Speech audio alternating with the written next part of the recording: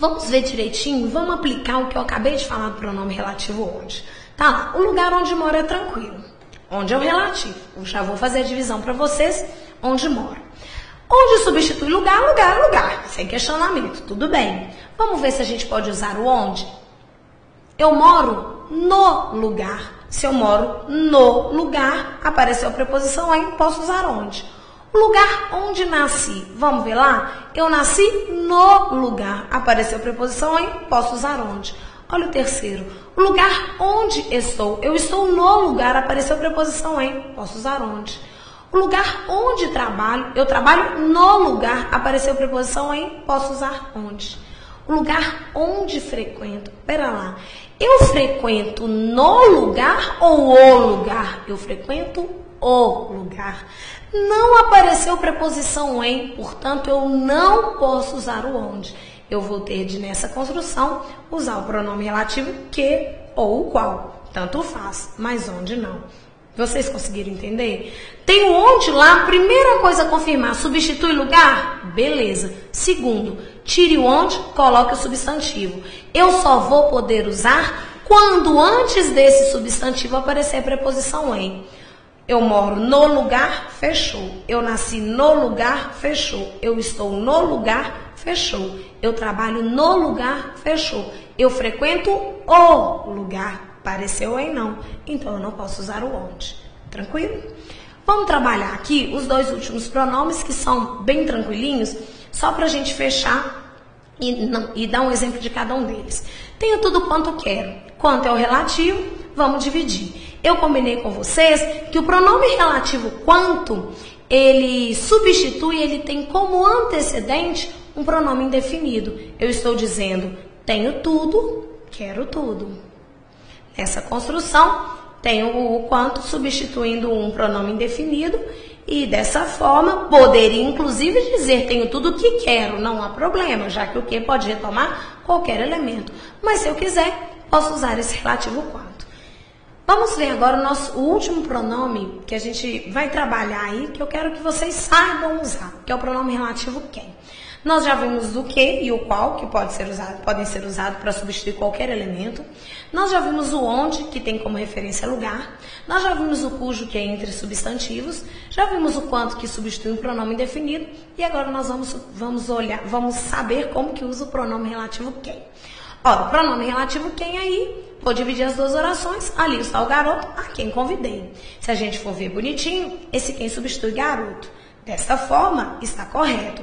Nós vimos que o enquanto onde tem como referência lugar, o quem vai ter um antecedente pessoa. Garoto é pessoa, não há problema. O grande detalhe do relativo quem, que nós vamos ter que saber agora e lá na frente eu discuto com mais cuidado, é a questão da preposição.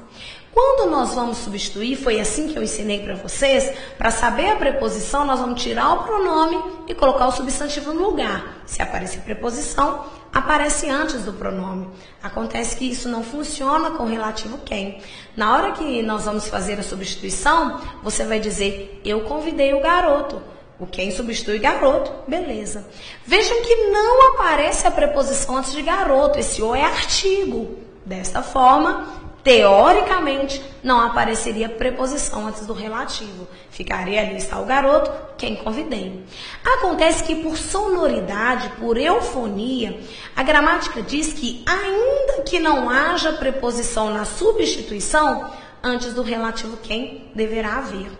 Diz alguns teóricos que quando eu falo ali está o garoto quem convidei, fica parecendo um pronome indefinido. Quem convidei? Eu convidei quem? Dessa forma, sempre que o pronome relativo quem for complemento verbal, objeto direto ou indireto, nós já temos uma noção disso. Objeto direto é aquele que completa o verbo e não tem preposição. Objeto indireto é aquele que completa o verbo e é precedido de preposição. Ele deverá ser preposicionado. Retomando, sempre que o quem for complemento do verbo, direto ou indireto, o verbo exigindo ou não preposição, essa preposição deverá acontecer por questão de sonoridade. O quem, complemento verbal, sempre preposicionado. Não me interessa se a preposição ela é exigida ou não pelo verbo, ela acontece. Tem gente que pode perguntar, professora, mas então se o verbo pedisse uma preposição, aconteceria a crase? Não. Ali está o rapaz a quem obedeço. Quem obedece, obedece a. Não, não é isso. Se o verbo pedir a preposição, ela estará ali por imposição gramatical, regência do verbo. Se o verbo não pedir preposição, a preposição estará ali por imposição gramatical, mas não pela regência do verbo, pela sonoridade da frase. Pronto, é isso que a gente precisa de saber de relativo. Vamos dar uma resumidona? Pronome relativo substitui um termo antecedente relacionando duas orações, ou seja, ele introduz uma oração. Nós vamos aprender lá na frente que ele introduz uma oração adjetiva, uma oração subordinada adjetiva, mas nós vamos voltar lá na frente. Ele exerce função sintática na oração em que se encontra.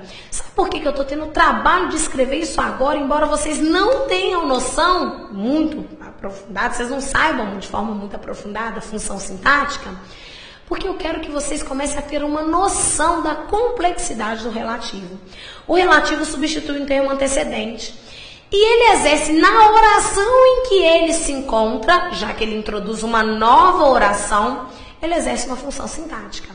Ele pode substituir um sujeito, um objeto direto, um objeto indireto, uma adjunta adverbial e assim por diante. Eu coloquei aqui que ele pode ser virgulado. Nós vamos aprender lá na frente que a vírgula antes do relativo ela só traduz alteração semântica. Nós vamos aprender que a oração adjetiva virgulada ela será chamada de explicativa e a oração adjetiva sem vírgula será chamada de restritiva. Vamos fazer uma análise mais aprofundada à frente. Vamos ter uma noção de função sintática, embora isso seja matéria da sintaxe. Eu quero dizer para vocês que eu não tenho a pretensão, e vocês também não devem ter, a pretensão de saber tudo de relativo agora, porque ela é a matéria mais complexa do curso. Ela vai desde morfologia, já que o pronome relativo é uma palavra, vai na sintaxe, já que ele exerce uma função dentro da oração, e vai na semântica, já que ele pode traduzir uma oração adjetiva explicativa ou restritiva e eu só vou saber qual é o antecedente se eu conseguir interpretar semanticamente um texto. Eu me lembro de uma questão feita pela ESAF, que é uma questão simples, a concordância é simples, o problema dela é o pronome relativo. Tinha uma pergunta, a pergunta ela dizia assim, assinale a alternativa gramaticalmente correta ou incorreta. O aluno que faz prova da ESAF, ele sabe que normalmente esses erros, essas gramaticalmente corretas, os erros mais comuns são concordância, pontuação e regência, com crase. Existem outros erros, mas esses são os mais comuns. Na letra A estava escrito assim, ó, tarará, tarará, tarará, entre o mar e o muro construído por Israel, que controlam a entrada e saída de pessoas. O problema dessa frase não é a concordância verbal, porque todo mundo sabe que se o sujeito for mar e muro, será controlam. Agora, se o sujeito for Israel, será controla. Acontece que o relativo que ele não me dá essa clareza na retomada. O que pode se referir, pode retomar qualquer coisa. O que vai me fazer resolver essa questão? Análise semântica. Quando ele fala o mar e o muro construído por Israel, veja que Israel constrói um muro, porque ele tem a intenção de controlar a entrada e a saída de pessoas da faixa de Gaza. Se gramaticalmente eu não sei se o que retoma mar, muro, Israel, eu tenho que ir pelo sentido. Controlar é uma ação consciente. Quem que deve controlar? Será que é o mar e o muro que realiza a ação de controlar ou é Israel? É óbvio que a leitura das outras alternativas me dá mais segurança nessa análise, mas pelo nosso bom senso, quem controla, quem tem essa noção e essa ação consciente é Israel. Portanto, aí não deveria ser controla, deveria mar e muro construído por Israel, que controla, Israel controla a entrada e saída de pessoas na faixa de Gaza. Vamos dar uma pincelada em função também. O carro que comprei custou-me caro. O que é o pronome relativo? Se eu fosse dividir, que comprei seria uma oração. O carro custou-me caro, uma oração, que comprei outra. Vamos discutir isso lá no período composto por subordinação. Se eu fosse analisar bonitinho, eu sei que o que substitui o antecedente carro e na substituição eu comprei o carro. Vamos fazer a análise dessa oração? Comprei é o verbo. Vou dividir, eu seria o sujeito, comprei o carro seria o predicado. Ora, se eu dissesse para vocês que esse comprei é um verbo de ação e, portanto, ele é núcleo, tudo bem. Eu comprei, tem sentido? Essa frase tem acepção, esse verbo tem acepção completa? Nós combinamos lá na noção de sujeito e predicado que quando o verbo tiver uma acepção ampla, ou seja, eu posso comprar um carro, uma bicicleta, um bombom, um chocolate, ele precisa de algo para restringir sua significação.